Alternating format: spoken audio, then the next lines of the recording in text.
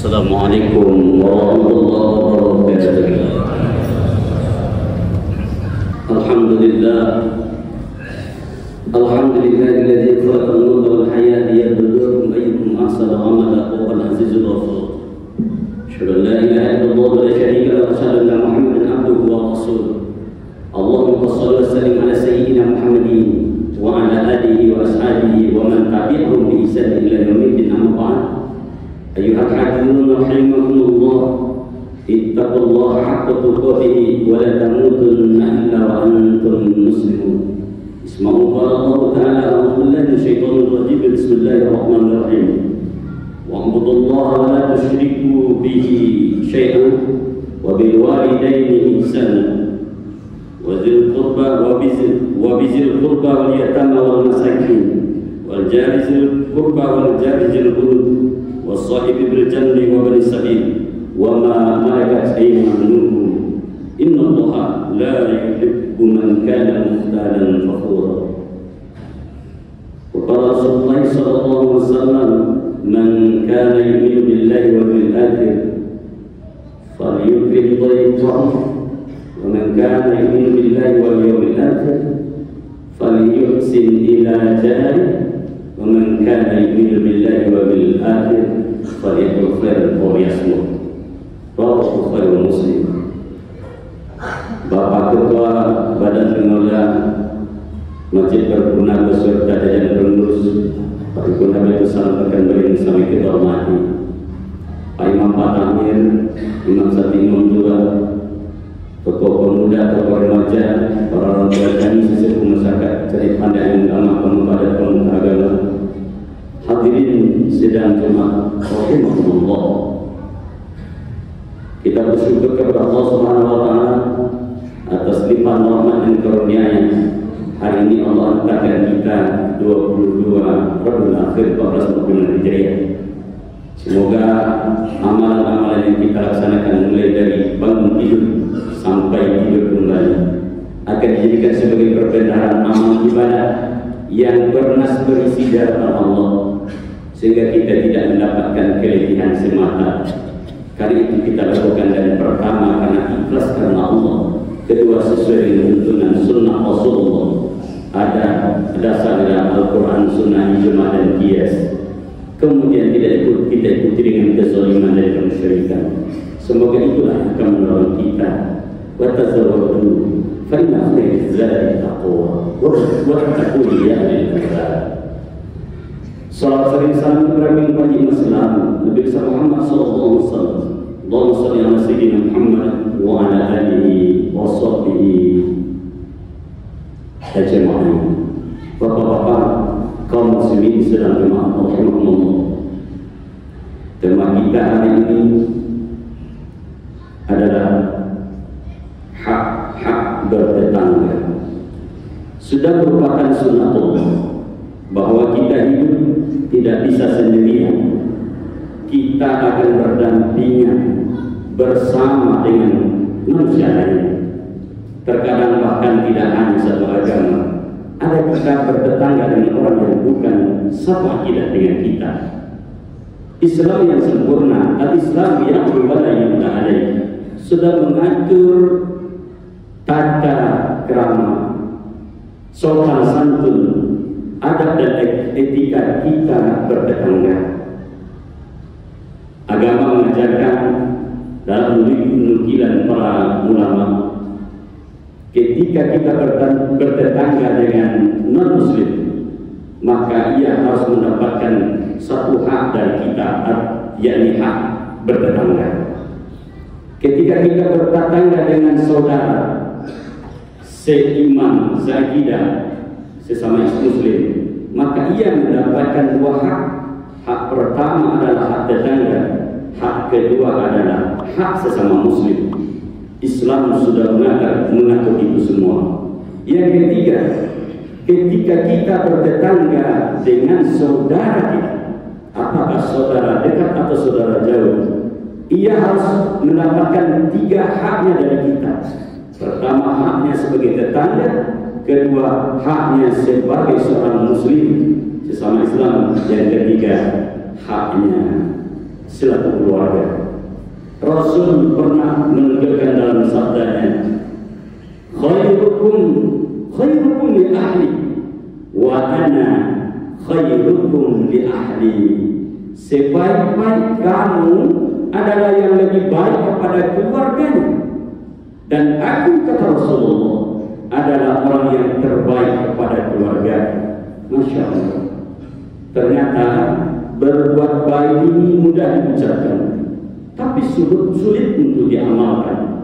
Maaf, terjadi pada diri saya pribadi dan mungkin kita punya pengalaman. Ada perkataan mengatakan lebih enak berunding dengan orang lain ketimbang dengan keluarga. Apatah lagi kalau keluarga itu dengan ada tetangga sendiri. Lebih enak berunding dengan orang lain ketimbang dengan tetangga, apatah lagi itu keluarga sendiri. Saya rasa ini harus selalu kita congkel balik, kita cari apa penyebabnya sehingga ungkapan-ungkapan ini bisa keluar. Dan kita harus bangkit, kita harus step by step, tahap demi tahap berangsur mengamalkan apa yang disebut Rasulullah, khairukum li ahli wa ana khairukum li ahli. Kaum muslimin sedang rahimahumullah. Secara fikih para fuqaha mengatakan bahwa tetangga itu mereka yang berada di sekitar kita tempat tinggalnya. Tidak kita pungkiri. Secara fikih fuqaha mengatakan dia adalah mereka yang berada di depan, belakang, samping kiri dan kanan. Ternyata luar biasa. Fikih mengajarkan bahwa tetangga kita itu 40 rumah depan, 40 rumah belakang, 40 samping kanan dan kiri, 160 rumah itu rupanya masih tetangga. Ini memberikan isyarat kepada kita untuk kita harus waspada dan hati-hati. Tetangga itu adalah orang yang terdekat dengan kita. Ia turut mewarnai keadaan daerah atau wilayah kita. Sehingga kata Rasulullah, sahabat bertanya, "Buka ya Rasulullah, apakah kami tetap akan dibinasakan ya Rasulullah? Sementara di antara kami ada orang-orang yang berbuat baik." Tapi apa kata Rasulullah? Iya, kendati pun ada di antara kalian orang-orang soleh, dalam lingkungan keluarga kalian ada orang yang berbuat baik, mereka adalah orang-orang yang taat beribadah, tapi akan tetap terkena oleh musibah ketika maksiat tak ada yang berupaya untuk mencegahnya, dan tak ada orang yang mengajak kepada kebaikan, serta terjangkitnya penyakit-penyakit masyarakat seperti minum keras. Ini harus kita waspadai. Oleh karena itu, Allah pasti akan memperhatikan sejauh mana kita sebagai seorang mukmin mewarnai, mengajak, membimbing, mengarahkan para tetangga kita yang dekat dengan kita untuk satu rasa sama-sama berbuat kebaikan. Karena tidak ada satu agama pun yang mengajarkan kejelekan. Tidak ada satu agama pun yang tidak menganjurkan kepada kebaikan. Kalaulah kita berdampingan dengan mereka yang tidak seakidah dengan kita, terkadang lebih mudah untuk diajak untuk kebersamaan, kemaslahatan ketimbang dari orang kita sendiri. Sebagai contoh gotong royong, instruksi PRT Pak Lurah ke atas, hari ini kita gotong royong. Mereka yang non muslim, mereka yang tak seakidah dengan kita, malah terkadang lebih duluan memegang cangkul ketimbang kita sebagai seorang muslim. Ada orang-orang muslim di antara kita yang dia tidak mau tahu dengan keadaan lingkungan, tapi bukanlah kita yang ada di Masjid Baitul Salam yang sempurna ini. Mereka yang cuek bebek, orang meninggal, orang gotong royong, orang pesta tak tahu menahu, orang sakit, orang butuh pertolongan tak peduli. Dan dia menyangka bahwa kehidupan akan sempurna oleh karena ia menyendiri. Padahal secara fitrah khuliqal insanu dha'ifa. Manusia itu diciptakan dalam keadaan lemah. Dalam konsep kelemahan manusia dia pasti membutuhkan orang lain. Cuma terkadang ada manusia yang tidak menyadari. Maka awal-awal sebelum kejayaan Islam, justru Rasulullah menancapkan benang merah tata krama etika, bagaimana umat Islam sesama muslim itu berbeda terhadap sesamanya, mengingat ia memiliki misi yang amat besar, tanggung jawabnya amat luar biasa. Kuntum khaira ummatin ukhrijat linnas ta'muruna bil ma'ruf wa tanhauna 'anil munkar. Untuk mencapai level manusia sempurna yang dibangkitkan oleh Allah, seorang muslim tidak bisa berpangku tangan. Ia harus menunjukkan jati dirinya bahwa dia harus beretika terhadap sesamanya, terutama kepada tetangganya.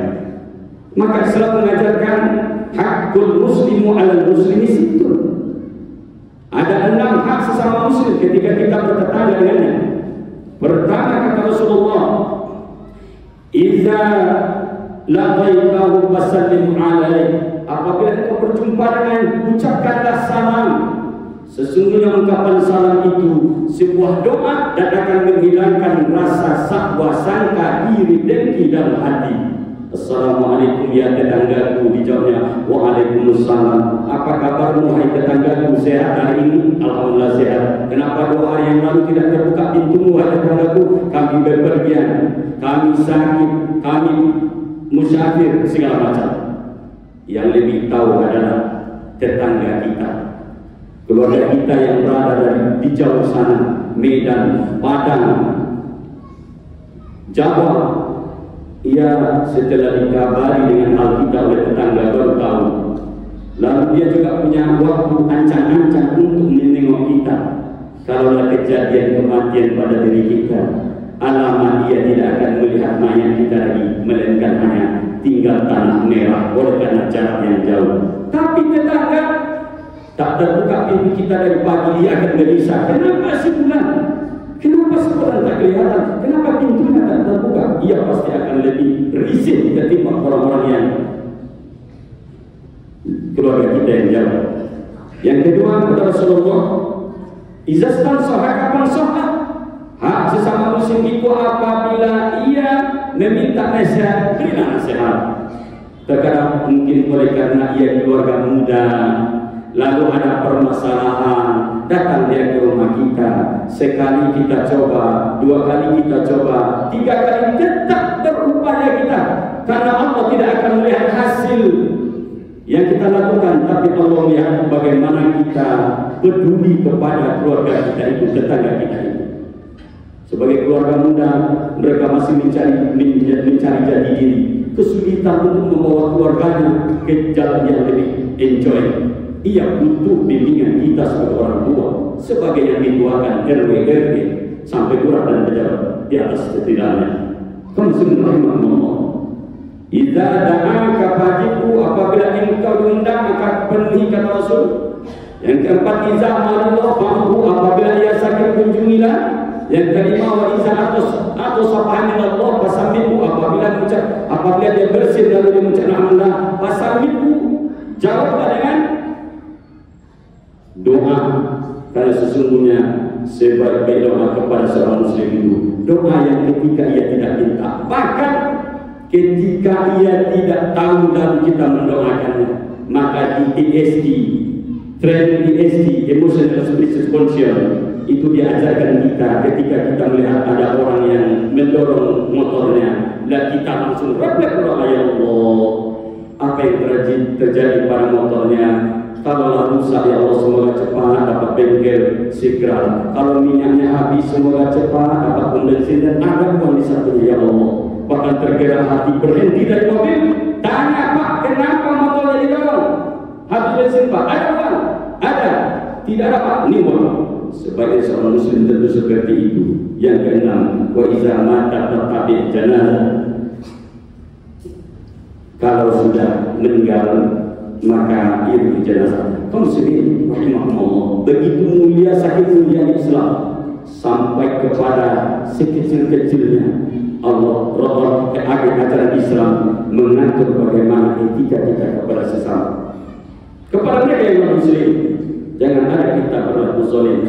Hendaklah merasa takut seseorang yang melakukan kezaliman kepada orang lain, walaupun dia adalah orang kafir. Tidak ada istilah dia kan bukan Islam, dia kan kafir. Tidak ada istilah itu, karena doa orang yang terzalimi itu amat betul. Non muslim kan dia, apalagi Islam. Oleh karena itu, apa yang harus kita lakukan terhadap tetangga agar kita terus bisa berbuat baik kepadanya, agar hubungan kita tetap mantap? Pertama, salinglah memberi pertolongan. Yang kedua, salinglah bertamu. Yang ketiga, salinglah meminta izin. Ketika kita ingin menancapkan paku di dindingnya, muslimkah dia dan muslimkah, maka kita meminta izin, paku, izinkan saya menancapkan paku di dinding ibu untuk jemuran, untuk sebagai penyanggahkah, atau untuk apa. Setelah kita minta izin, dia pun minta izin, kita saling merelakan, karena sesungguhnya tolong menolong dalam kebaikan itu adalah perbuatan orang yang bertakwa. Wa ta'awanu 'alal birri wat taqwa wa ta'awanu 'alal birri wat taqwa wa la ta'awanu 'alal itsmi wal 'udwan. Bertolong-tolonglah kamu dalam berbuat kebaikan dan ketakwaan. Jangan bertolong dalam maksiat dan dosa. Barakallahu lakum wa wa nafa'ani bikum min al-ayati wa dzikril hakim. وتقبل مني ومنكم تلاوته إنه هو السميع العليم. الحمد لله نحمده ونستعينه ونستغفره ونعوذ بالله من شرور أنفسنا ومن سيئات أعمالنا. من يهده الله فلا مضل له ومن يضلل فلا هادي له. أشهد أن لا إله إلا الله ولا شريك له وأشهد أن محمدا عبده ورسوله. اللهم صل وسلم على سيدنا محمد وعلى آله وأصحابه ومن تبعهم بإحسان إلى يوم الدين. أما بعد، أيها الحاضرون رحمكم الله، اتقوا الله حق تقاته ولا تموتن إلا وأنتم مسلمون.